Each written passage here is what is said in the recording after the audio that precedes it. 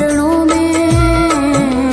हे गुरुदेव प्रणाम आपके चरणों में, सारे तीर्थ धाम आपके चरणों में। हे गुरुदेव प्रणाम आपके चरणों में।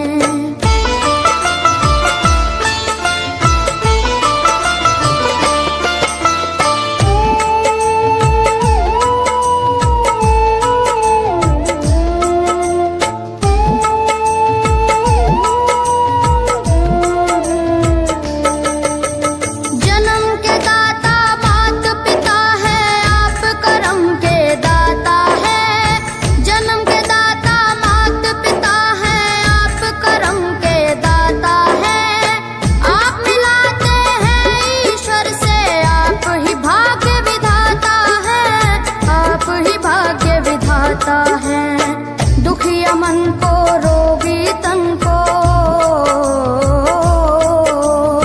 दुखिया मन को, रोगी तन को मिलता है आराम आपके चरणों में। हे गुरुदेव प्रणाम आपके चरणों में, सारे तीर्थ धाम आपके चरणों में। गुरुदेव प्रणाम आपके चरणों में।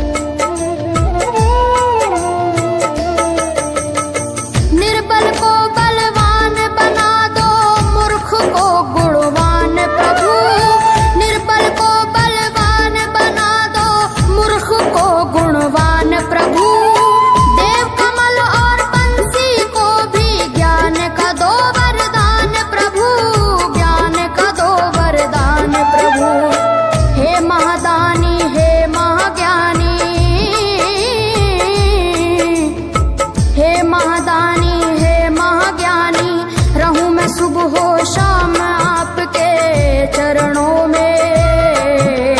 हे गुरुदेव प्रणाम आपके चरणों में, सारे तीर्थ धाम आपके चरणों में। हे गुरुदेव प्रणाम आपके चरणों में। करता करे न कर सके, पर गुरु करे सब होए। सातों दीपानों खंड में गुरु से बड़ा न कोई, गुरु से बड़ा न कोई, प्यारे गुरु से बड़ा न कोई। मैं तो 7 समुद्र की मसी करूं, लेखन सब बन गए राय। सब धरती कागज करूं, पर गुरु गुण लिखा न जाए, प्यारे गुरु गुण लिखा न जाए। सारे तीर्थ धाम आपके चरणों में। हे गुरुदेव प्रणाम आपके चरणों में, सारे तीर्थ धाम आपके चरणों में। प्रणाम आपके चरणों में। मेरे बाबा है, मेरे बाबा, मेरे बाबा, मेरे बाबा, मेरे बाबा।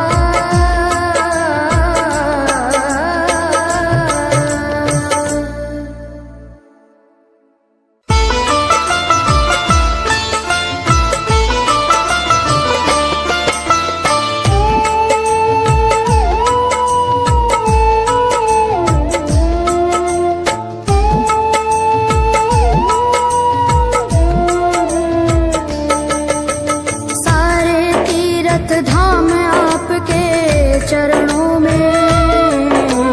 हे गुरुदेव प्रणाम आपके चरणों में, सारे तीर्थ धाम आपके चरणों में। हे गुरुदेव प्रणाम आपके चरणों में।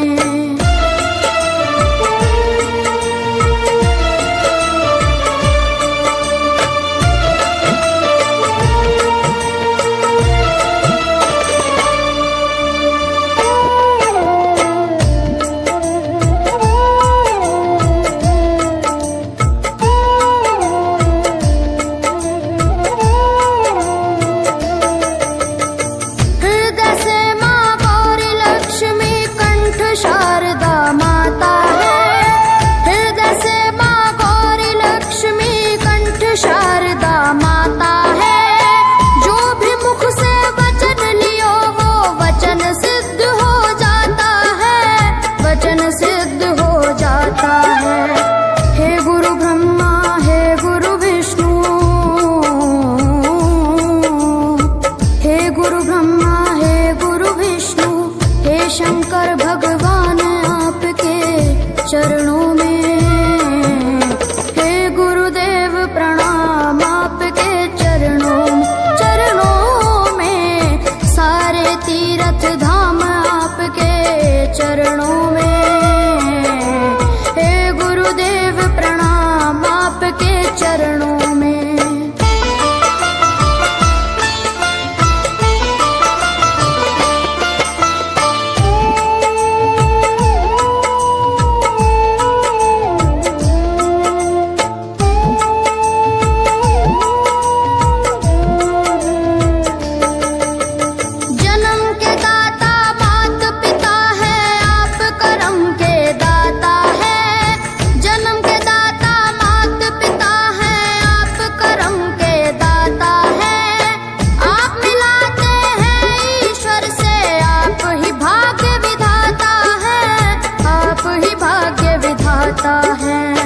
दुखिया मन को रो